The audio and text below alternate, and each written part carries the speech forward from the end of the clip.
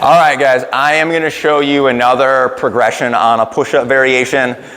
So this is called a Maltese push-up, or more accurately, it's called a Pseudo Maltese Pushup.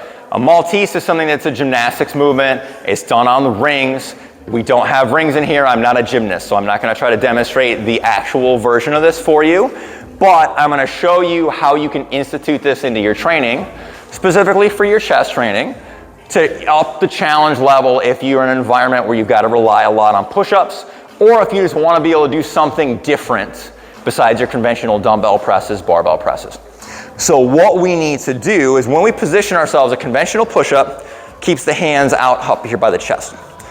A Maltese, what we need to do is we're going to position our hands so they're going to be actually down by our hips and we're externally rotated. So my hands are at about like a 45-degree angle. They're not against my hips. They're going to come out this way. Now, this is probably one of the most challenging push-up variations I've ever seen. I can only do maybe 3 or 4 of these on a good day at a time. So I like to do a lot of sets at low reps. Give yourself a decent level of recovery.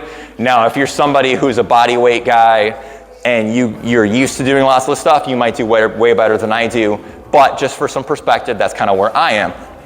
So instead of having our hands up here by our chest, the best way to get into this position is to actually start on the floor. So I'm going to bring my chest down. Sometimes just getting off the ground is going to feel like the hardest part. So my hands, here's my hips. I'm coming out. So my hands are at roughly a 45-degree angle.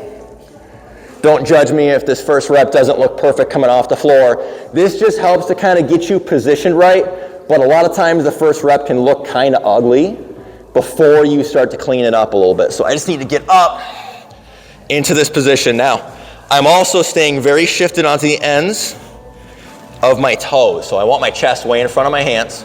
So I'm going to come down really slow, aim my chest for the floor, keep it up tall. Nose to the ground, push straight up. Watch me pull my core in, so full extension. Come down slow, touch, and then push straight up. Again, I favor low reps on that. That was 2, maybe only had 2 or 3 more at most in me.